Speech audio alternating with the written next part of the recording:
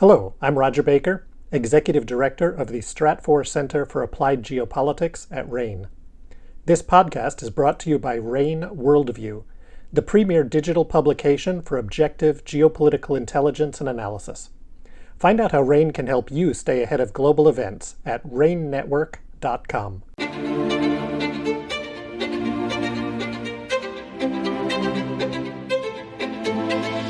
You are listening to the Essential Geopolitics podcast from RANE, the most important conversation you'll probably hear all week. Today we're talking about Southeast Asia. Following the 2021 Taliban takeover of Afghanistan, many Southeast Asian governments, particularly the Philippines, Indonesia, Malaysia, worried that events there might reverse the broad decline in militancy the region has experienced since 2019. Well, has it happened? Here with answers is Isaia Galace, RANE's global security analyst. Welcome, Isaia. Hello. Thank you so much for being here. Let's jump right in. What does the terrorist threat in Southeast Asia look like today? So a variety of local militant organizations have long operated in Southeast Asia that have driven violence in particular areas of certain countries. But militancy in the region has been declining since around 2019. Now, there was a concern, as you discussed, among many Southeast Asian governments that the Taliban takeover of Afghanistan may enhance the morale of violent extremist groups and drive a resurgence in violence in the region. But that hasn't really occurred. In fact, RSIS, which is a think tank and graduate school in Singapore, has collected data that shows reported attacks and clashes with security forces in recent years peaked at over 200 in 2019, but has since declined to under 100 reported incidents in 2021, a trend which has continued into 2022. Now, there are a number of reasons for these declines. For one thing, beginning in the mid to late 2010s, several multilateral counterterrorism initiatives were established that promoted counterterrorism cooperation among regional countries. So one of the most prominent examples of this is the Trilateral Cooperative Agreement between the Philippines, Indonesia, and Malaysia, which formalized coordinated maritime and air patrols in the Sulu-Celebes Seas and enhanced intelligence sharing. And these efforts appear to have helped reduce criminal and extremist activity in these seas, which groups had long exploited to transport personnel and materiel, flee security forces, and fund their violent activity through kidnapping for ransom operations. COVID-19 restrictions have also played a role by constraining militants' ability to travel, recruit, and conduct violent activity. Individual countries have also had some notable counterterrorism successes over the years that have helped degrade violent extremist groups.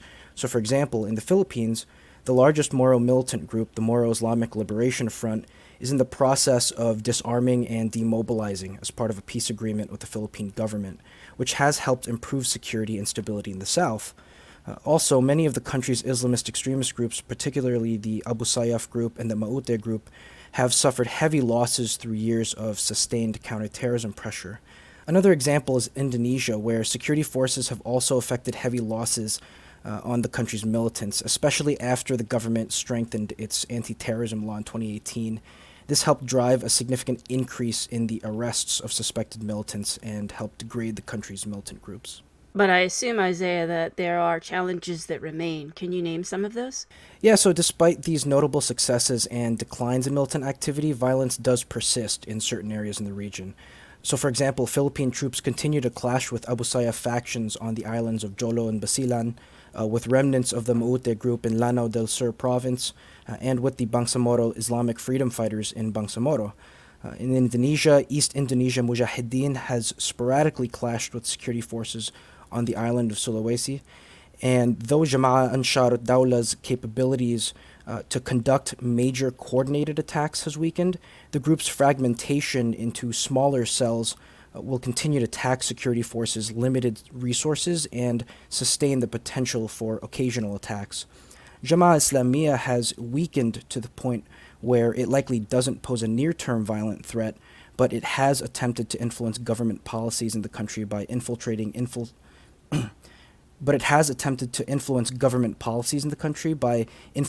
influential positions in the government, military, and police, and so will likely remain a longer-term threat.